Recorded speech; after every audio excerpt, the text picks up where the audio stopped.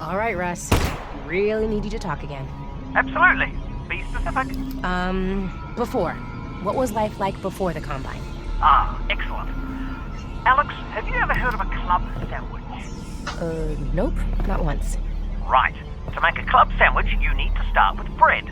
Not from a bread line, from a bakery across the street. Baked that day, okay? You add tomatoes, lettuce, not vegetable paste, fresh. Then you add bacon. That's from an animal we used to call the pig. You toast the bread and you put all that inside it. You guys had all that? That's insane. It is. And I'm not done. Then you add a second sandwich on top of the first one. You put ham in it, also from a pig, and turkey from an animal we used to call the turkey, and more tomato, more lettuce, and a bunch of other things I'm forgetting. It was 6 inches tall and weighed a pound and had a dozen ingredients from 5 different continents. It was the most impossible food item you could imagine in any age before ours. Wow. I know, right? That is... wow. Thanks, Russ. You're welcome, Alex.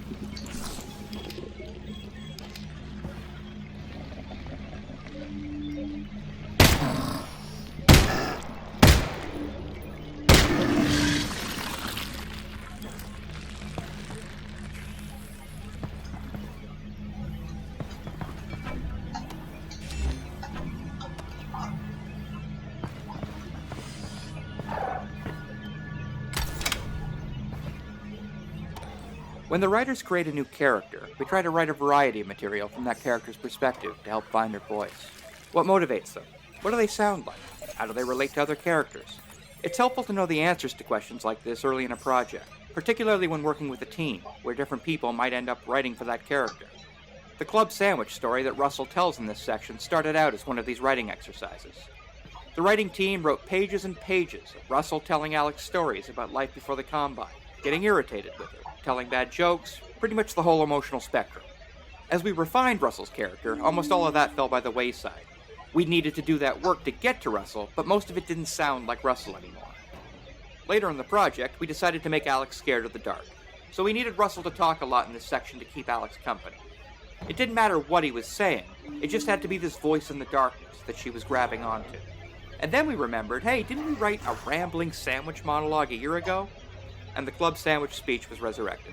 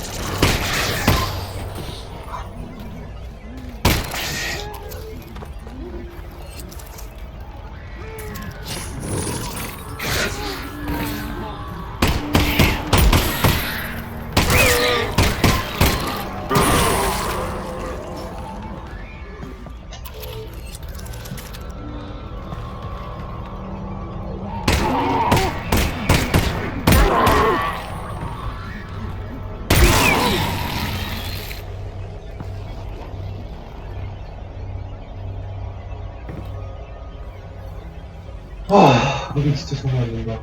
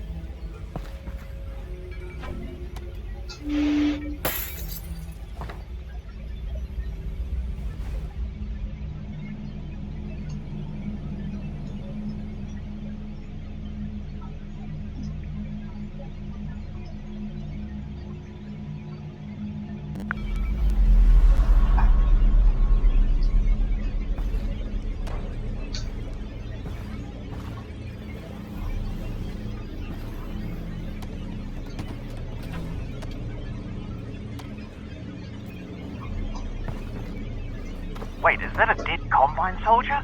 Yeah. When you guys were off stealing the reactor, I saw the Combine moving supplies in here. So, I guess they're interested in this place again. Right, we'll keep an eye out. Something's definitely up.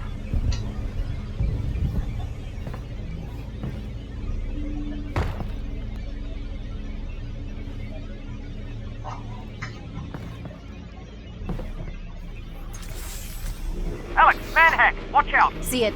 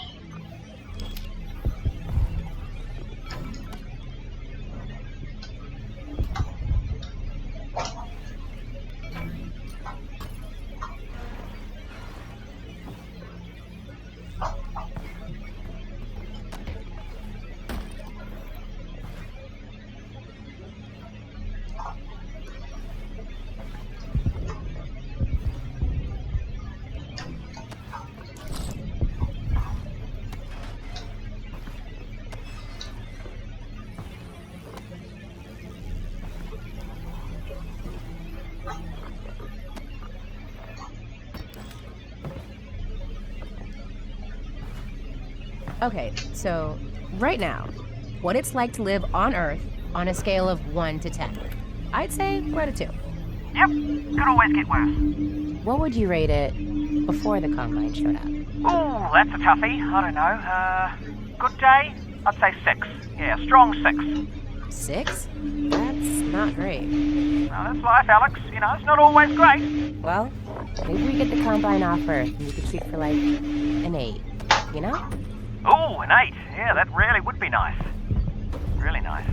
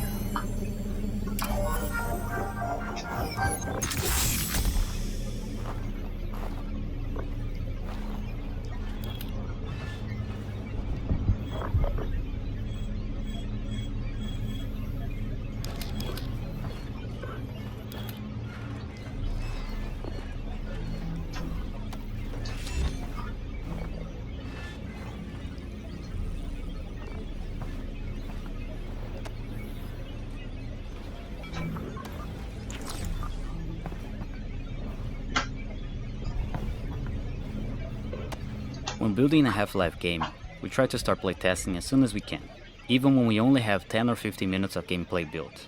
We find it extremely helpful to see how players are reacting to what we've made as soon as possible. One of the major ways playtesting impacted Half-Life Alyx was in revealing how players reacted to the density of interactive elements in the world. Before we begin, we were already aware that players would likely spend more time paying attention to the details of the world around them in VR, but we were unprepared for how significant this would be. Seeing some players spend 30 minutes messing around with a single interactive object really opened our eyes. As a result of those playtesting observations, we spent much of our development time focusing on the environment around the player and the level of details and interactivity to be found there. It might seem surprising that we didn't start with the assumption that we wouldn't need to spend that amount of time on the world, but the reality of game development is that we always have a finite amount of time to build a game and we're always making trade-offs. When building a Half-Life game, we try to start playtesting as soon as we can, even when we only have 10 or 15 minutes of gameplay built. We find it extremely helpful to see how players are reacting to what we've made as soon as possible. One of the major ways playtesting impacted Half-Life Alyx was in revealing how players reacted to the density of interactive elements in the world. Before we begin, we were already aware that players would likely spend more time paying attention to the details of the world around them in VR, but we were unprepared for how significant this would be. Seeing some players spend 30 minutes messing around with a single interactive object really opened our eyes. As a result of those playtesting observations, we spent much of our development time focusing on the environment around the player and the level of details and interactivity to be found there. It might seem surprising that we didn't start with the assumption that we wouldn't need to spend that amount of time on the world, but the reality of game development is that we always have a finite amount of time to build a game and we're always making trade-offs. In the ideal case, we spend our finite time on whatever contributes the most to the player's experience. So, playtesting early and thereby getting a better sense of what elements are contributing to the player experience help us understand where to spend the limited time we have. In this case, those early playtests told us to significantly increase the amount we should budget for creating the world details and interactivity.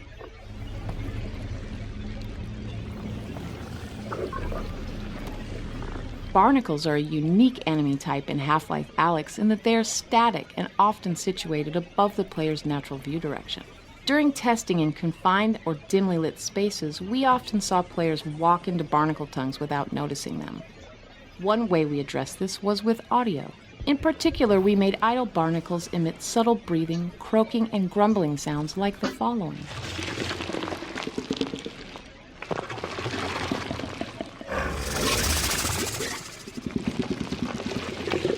These sounds helped alert players to the presence of barnacles, and also made them seem like living creatures that were always active, not just a mechanical piece of gameplay that responded only to the player's actions. The head-related transfer functions available in Steam Audio were especially helpful, as they made it possible to accurately spatialize barnacle sounds so that the players could tell that the sounds were coming from above.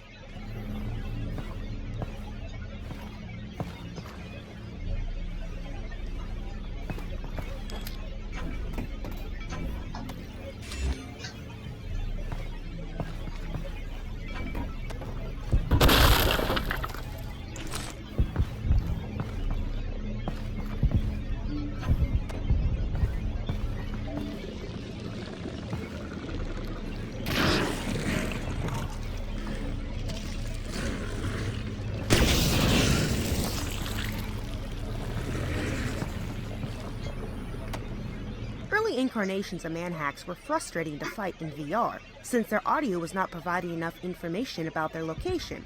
They seemed to appear from nowhere, and even when close to the player, they lacked a dramatic presence. We tried a variety of layered sounds with varying distance fall-offs, but this often created more confusion, especially when multiple manhacks were nearby. Our ultimate solution to the problem consisted of two parts. The first was to make manhacks emit the following alarm-like warning sound when they first came into range or were deployed by a Combine soldier. The second part of our solution was to add more aggressive looping sounds with short fall-off distances. The short fall-off of these sound loops meant that this specific component of manhack's sound treatment would only be audible quite near the player. Thus, when players heard these sounds, they knew that manhacks had begun hunting them, and one or more was getting close enough to be of concern.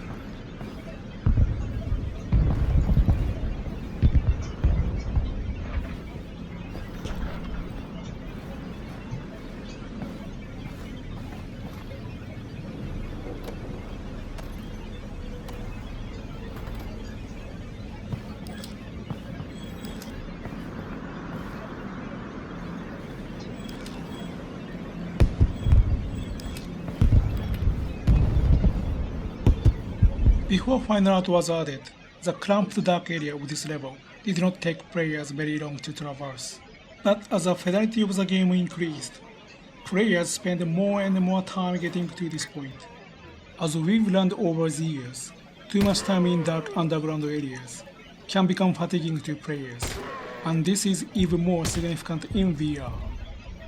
This outdoor section provides a change of pace and a brief respite from the dark. Not only does it give players something visually different and interesting to look at, it allows them to clearly see and assess threat in an open space, allowing them to get some easy kills with a little stress. It was also important to provide some variety here, as players are about to head into a dark area that requires precision shooting and flashlight usage.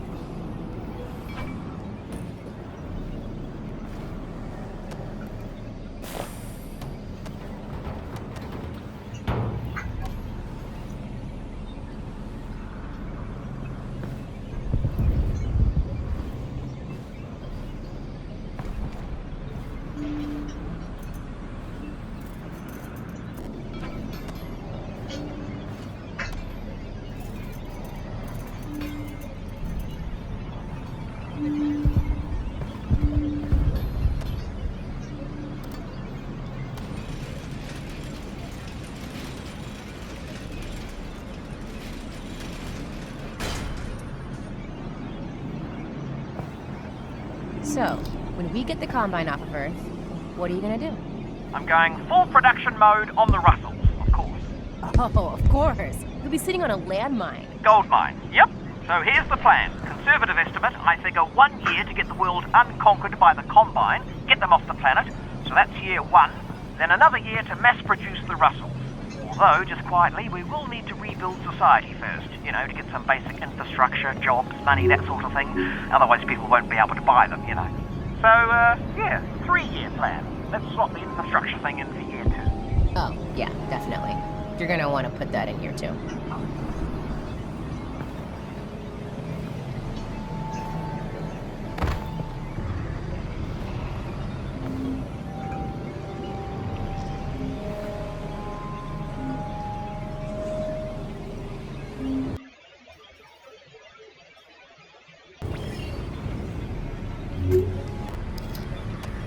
This section, with a multitude of explosive barrels embedded in Zen overgrowth, was designed to switch up player expectations and change the pacing of the level.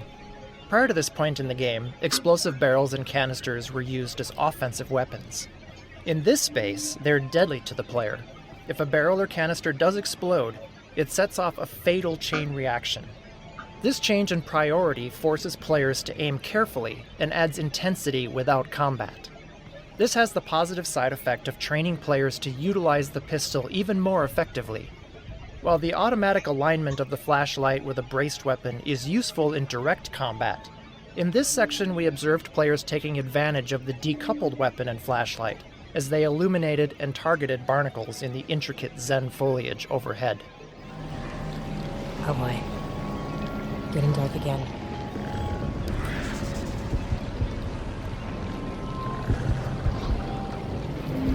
Oh, careful, careful!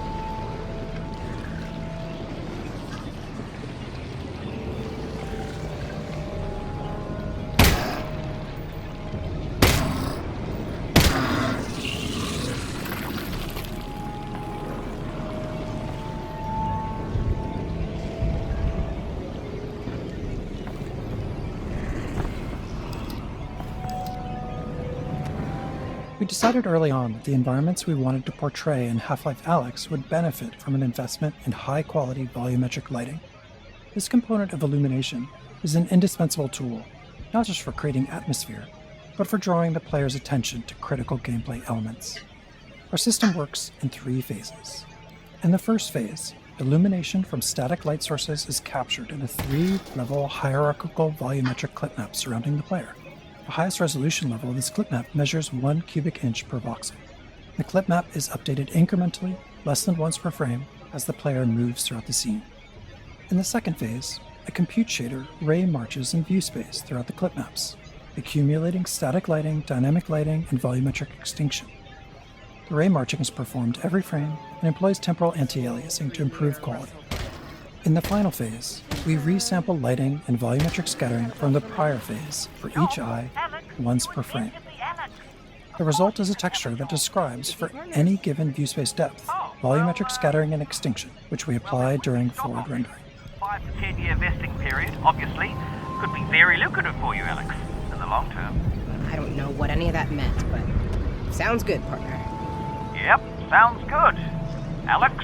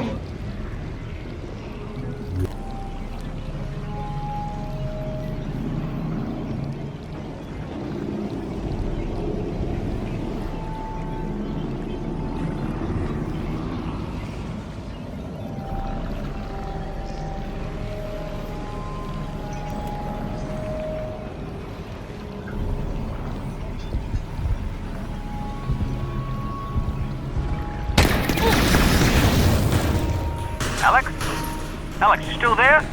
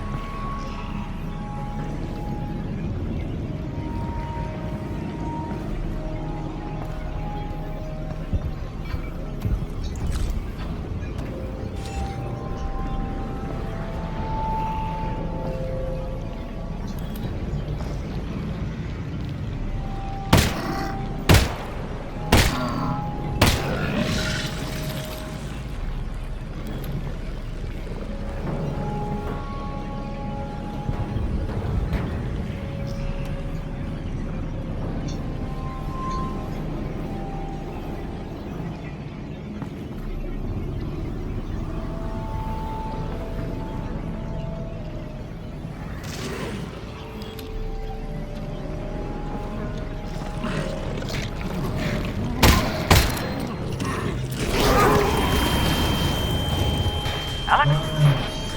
Alex?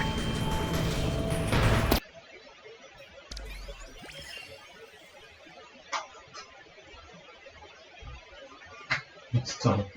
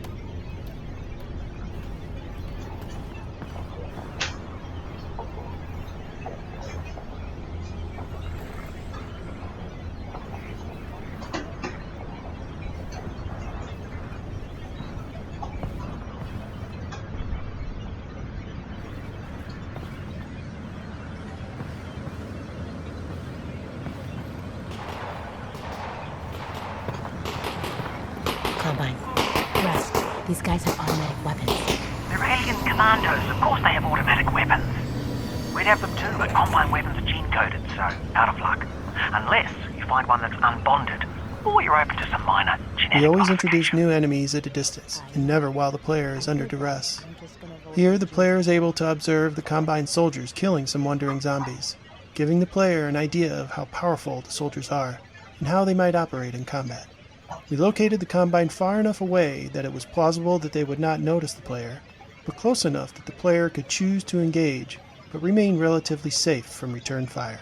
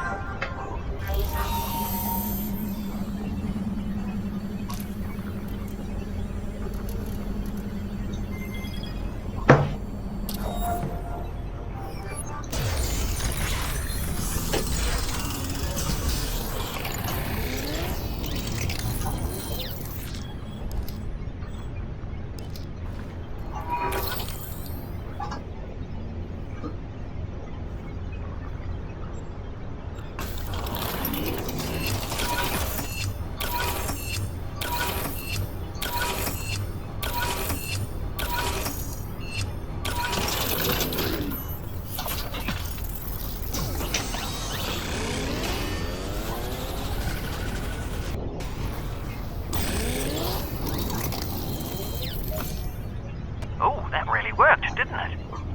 Huh.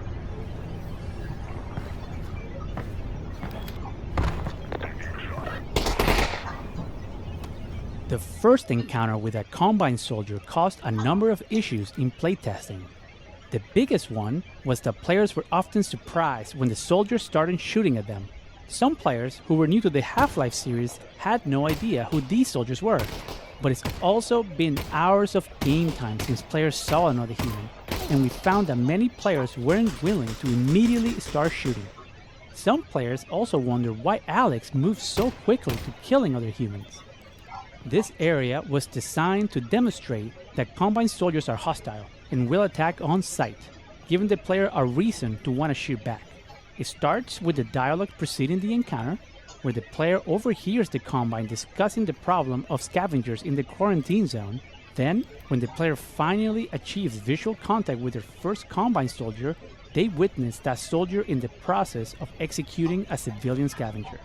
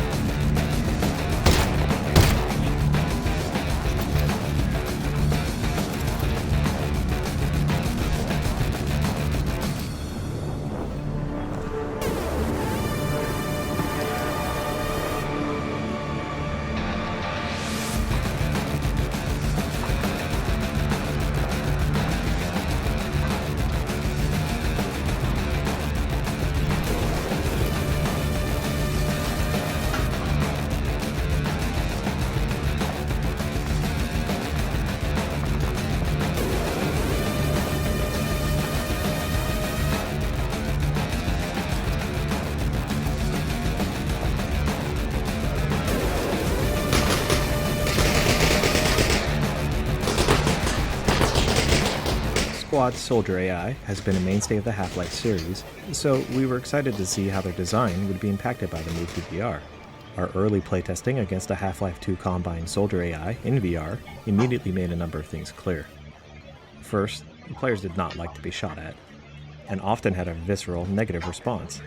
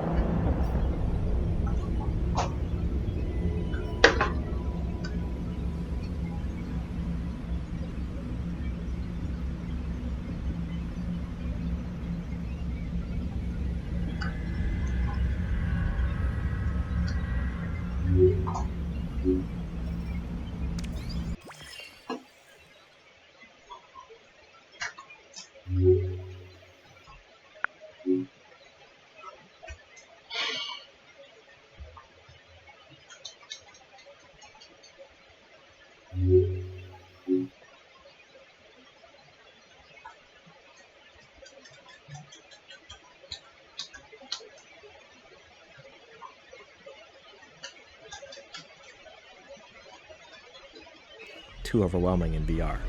Also, players took longer to do everything in VR, especially the core action of spotting and aiming their weapon at an enemy while staying in cover. As a result, the soldiers tended to live much longer in VR than they did in Half-Life 2. It was clear from these early playtests that the most common reaction among players was to immediately seek cover from enemy fire. So we started experimenting with changes to the Soldier AI, aimed at building a combat experience around players' tendency to seek cover. Early experiments were focused on keeping Combine soldiers at a comfortable distance from the player, while keeping them moving around enough to not have combat become too static. To create lulls in firing for players to peek out from cover, we prevented soldiers from shooting while on the run in most cases. To keep players from remaining stationary, we created a concept of flushing, where squads will attempt to flush the player out of cover, and we gave each class of soldier a different method of flushing out the player. But even in these early tests, it was also clear that players weren't capable of fighting soldiers until they'd gotten skilled in a number of basic combat actions, like reloading their gun without having to focus all their attention on it. So we were careful to slowly introduce the various types of soldiers, and even individual features within the soldier classes. For example, these early fights against Combine soldiers only feature the basic grunts, and these particular grunts don't carry grenades. This means they don't actually have the capability to flush a player out of cover. We found it was important in these first fights to give players all the time they need to learn to use cover effectively, before we start introducing enemies that could try and flush them out. There's a control station override nearby.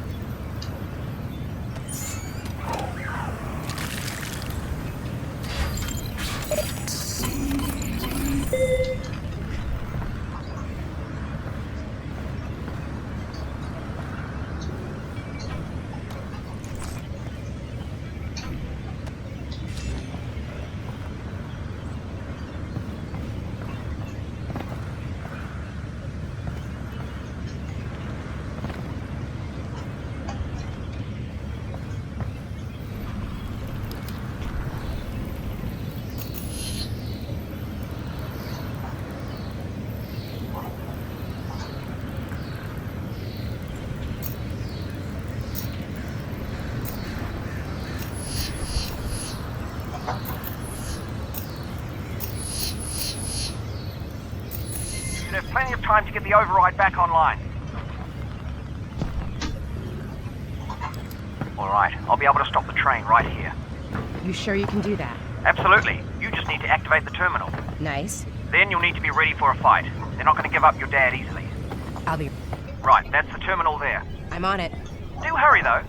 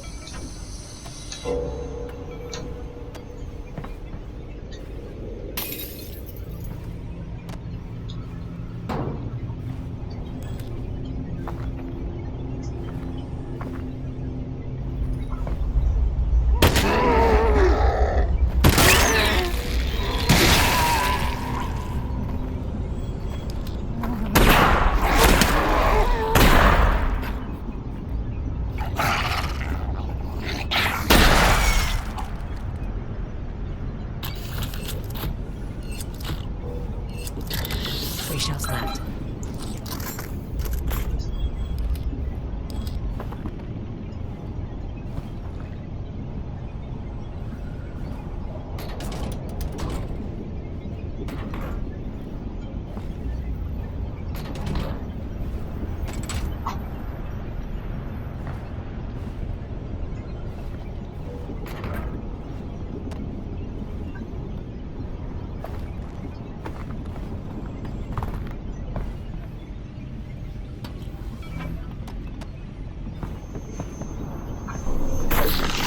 Okay, no worries. But the train is coming. Just get me in. It'll only take a second.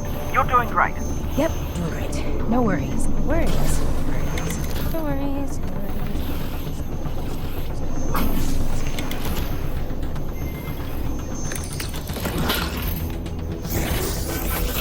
Okay, now just re-engage the system. Is it supposed to come off? It's the opposite of what it's supposed to do, Alex. What do I do now? Oh, well, don't panic. Well, stop panicking if you I'm are. not panicking. Yes, but I am. We need to find another way to stop this train. There's gotta be another way to stop this train. Well, start looking. We don't have much time. 10 seconds, Alex.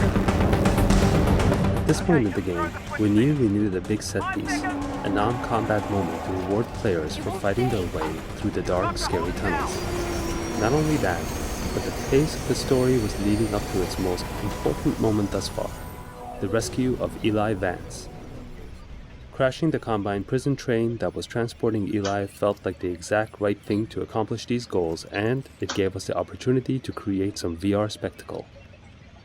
We wanted to achieve the cinematic chaos of causing a train wreck, while giving the players an active role in the event. Our first attempts to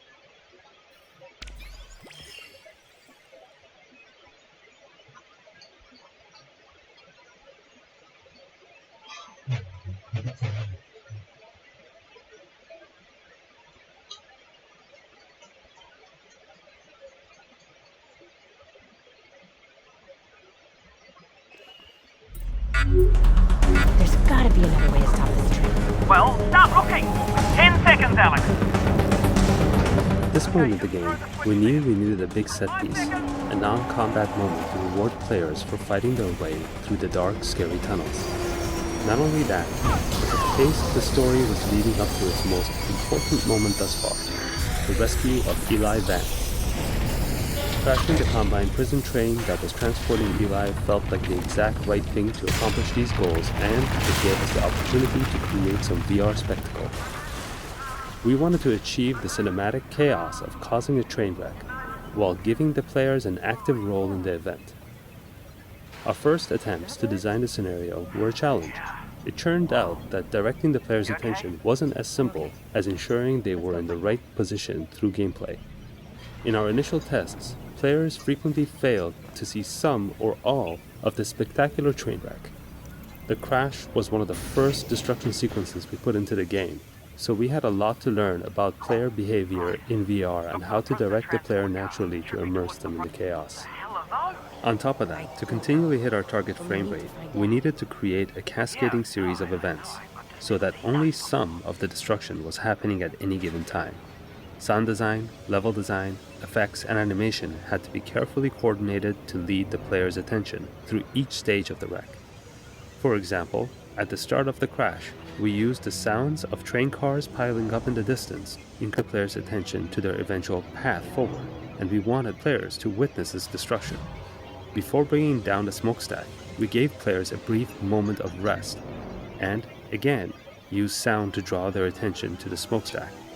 Initially, we used a rumbling sound preceding its collapse. but we found this to be too subtle in practice, and instead added the transient explosion sound, which drew the player's attention towards the smokestack more reliably. That's your dad's prisoner pod. Oh my god. Where's Dad? Dad? Dad?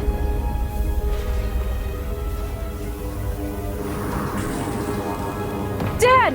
I'm over here, honey. Okay. I'm gonna reach out and pull For you the up. rescue of Eli, we wanted to create a tense, just out of reach moment where the player physically saves him. But for the rest of the story to work, Alex and Eli had to take different paths at the end of the scene. We tried a few different approaches, including a version where Eli was hanging from a ledge just in front of the player, and the player could reach down to attempt to grab Eli's hand to pull him up. In practice, however, players' hands would collide with the real-world floor. Not only did this make it impossible to reach Eli, it took players out of the moment, wrecking the emotion of the scene. Since Eli and Alex had to take different paths, we tried an approach where Alex rescued Eli, but he was injured and couldn't proceed. Unfortunately, many players would stick around, not wanting to abandon him. Eventually, we arrived at the solution that shipped in the final product. Separating Eli from the player with the Vortigaunt's rescue made for a much more meaningful return and fulfillment of the Vortigaunt's promise to help Alex. The datapod that Eli found was an addition that not only let us integrate Eli back into the story later, but also gave him something to do, so there was a much stronger reason why he would not accompany the player on their journey going forward. Look to the start. Got it. Dad? It's right in the middle of the QZ, and it's big. Get above ground and see what you can find. I will accompany the Eli back and ensure his safety. Great. Thank you. Dad, I'm gonna go find this vault. Go! Stay safe, baby. I love you. I love you too. I love you too. Thank you. Hey, Russ. Keep an eye out for Dad, okay? I'll let you know if he gets here. When he gets here.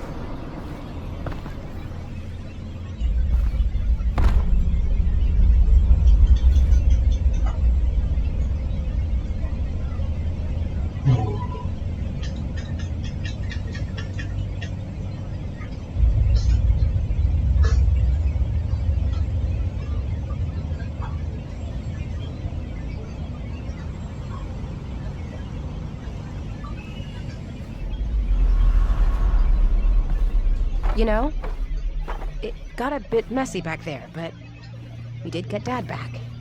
Yeah. What? That's probably gonna draw some attention. Not probably, actually. It's definitely drawing attention.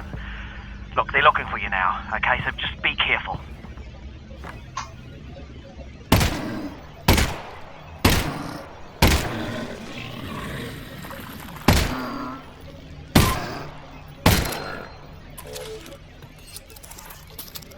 You know, if we can get this weapon, we'll change things forever. Yeah. If. Look, I know we've only been working together for a few hours now, but I want you to know I'm proud of you. Okay, you're under a lot of pressure. His grip would have crushed all the delicate senses in the Russells. Ah. Okay. Totally understandable, and would have been worth it, by the way, in this case. Right.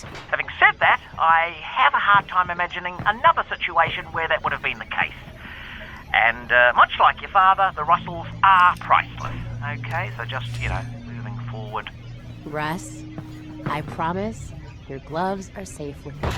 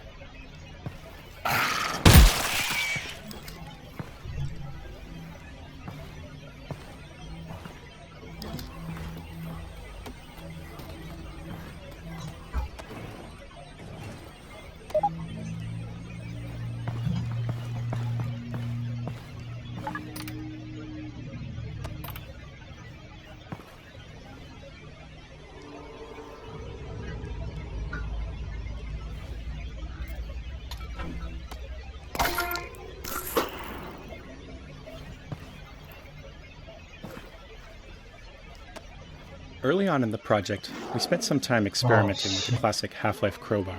Playtests showed us that it was an interesting tool for our player to use in puzzles and world interactions, but we weren't very happy with how our melee combat efforts turned out.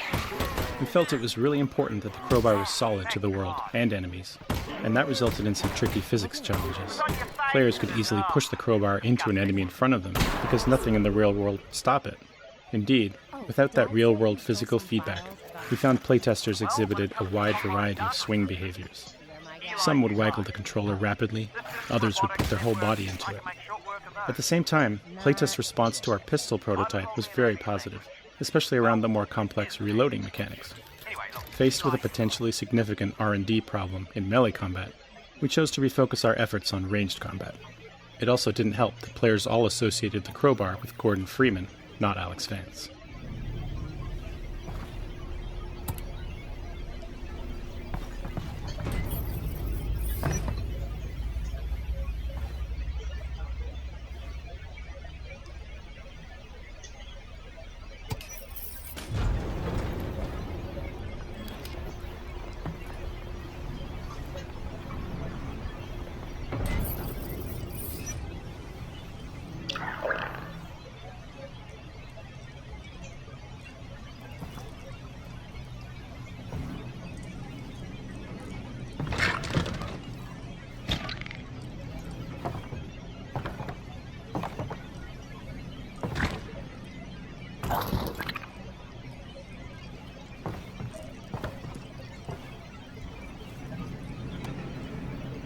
Alex, look out the window. Holy crap. That's gotta This be... entire section of the map, from the start of the keycard puzzle up to this room, was added specifically to show the player the vault on its own. Without this little detour, players would otherwise have their first view of the vault at the entrance to the Northern Star Hotel, which was also when they would see their first Combine substation. So much new information all at once led many players to confuse the vault with the substation, or just miss it entirely. So we created this area of the train station to highlight the vault on its own. Even though players are required to enter this room to get the second keycard, they still wouldn't necessarily notice the vault outside, so we added some dialogue with Russell about looking out the window to see it. This may be a bit heavy-handed, but it was necessary to solve the problem of players not recognizing the vault when they saw it later in the game.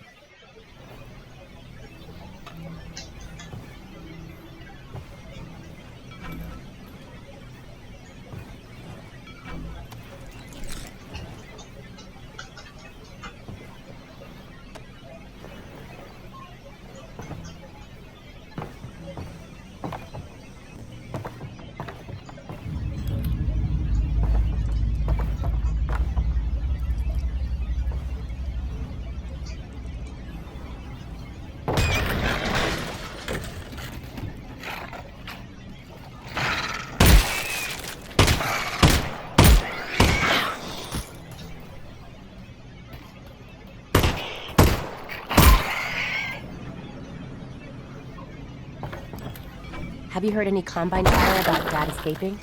No, nothing. It's all about sending reinforcements into the quarantine zone. On the plus side, that means Dad is still on his way back to you.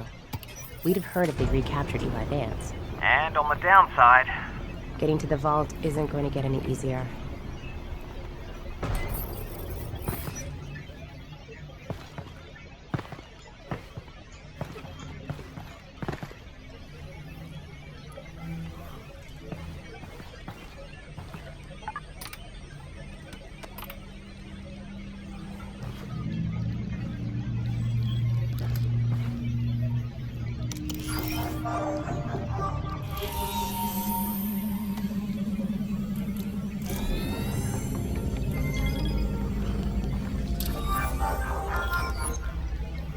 Ooh, grenades. Total waste of grenade. Worth it. Agreed.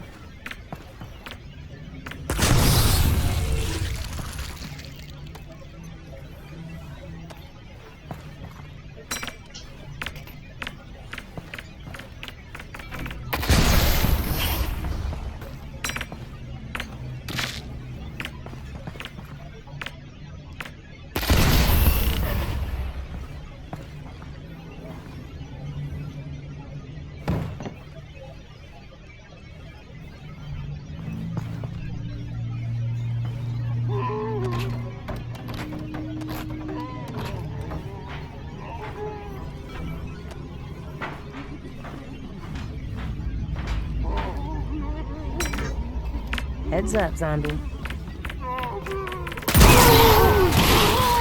Look out.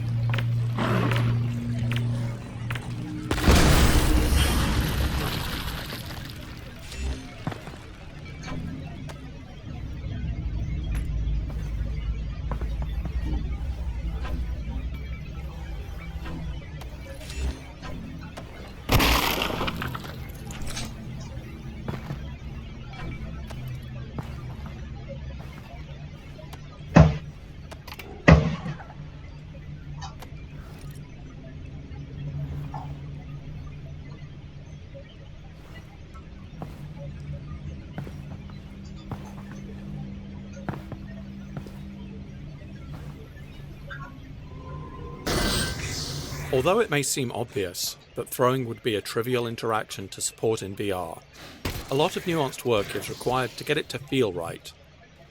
And if we were going to build puzzles like this one, where the player must throw an armed grenade through a high duct, throwing needed to work well. A typical VR game running at 90 frames per second will read the sensor data from the track controllers once per frame. This means the data is read every 11 milliseconds. That may seem like a short time step, but when throwing, a user can easily move their hand 15 centimeters or more in that amount of time. Interesting signal processing problem. It's up to any given piece of VR software to derive the player's intent from the discretely sampled controller data, and we've learned a lot over the years about what works and what doesn't. In the lab, which we shipped in 2016, we sampled the controller's positional data every 11 milliseconds and used the sampled positions to compute the controller velocity at each time step. We then used an average of the computed velocity and direction over several frames before and after the object release to determine the velocity and direction to apply to the thrown object. Although this was functional enough to ship, it didn't always feel consistent, especially if the game's frame rate ever fell below 90 frames per second. Later, in the Index controller tech demo Moondust, we expanded on this algorithm by biasing towards higher velocity data. We also extended the SteamVR software interface to provide the controller's instantaneous velocity and acceleration data from the hardware inertial measurement unit, which is computed on the controller every 2 milliseconds. This meant that we did not have to calculate an estimate from the positions sampled by the engine only every 11 milliseconds as we had done on the lab. This was crucial to providing a more responsive feel, as it meant the throwing calculations were no longer tied to the rendering frame rate. After further experimentation, we arrived at the solution used in Half-Life Alyx, which takes 10 frames that preceded the release of the held object and averages the 3 frames bracketing the peak controller velocity in that time window. We have found that this tends to lead to a better approximation of precisely when the player intended to release the thrown object. This approach resulted in consistent, comfortable throwing, enabling us to rely on players being able to accurately throw grenades or any other objects with confidence.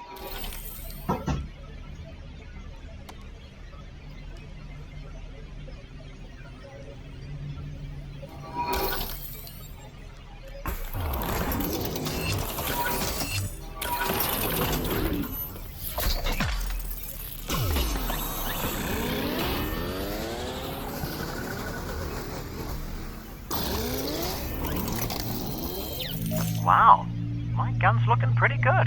Russ, come on. At this point, it's kind of our gun.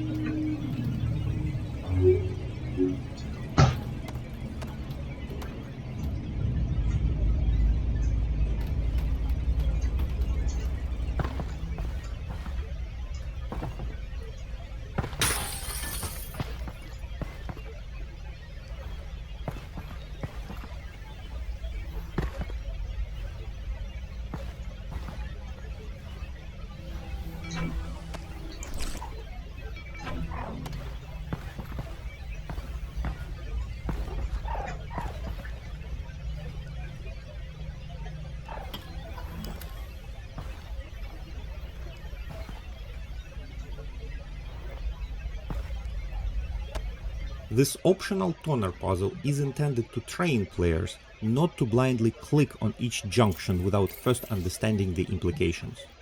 This particular puzzle is designed to have the side effect of tripping a fire alarm if the player merely clicks on each toner junction they encounter without looking ahead.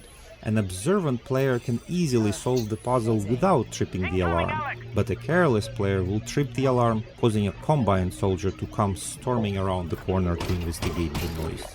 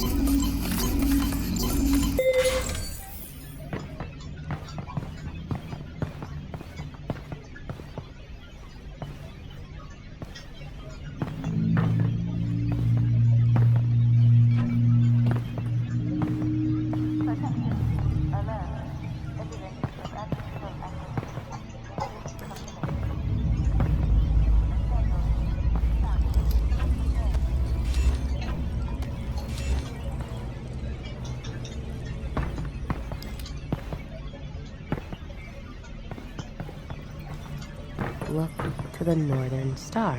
I am. Why are you saying it like that? No. The Vortigaunt said, look to the Northern Star to help his friend, which sounds like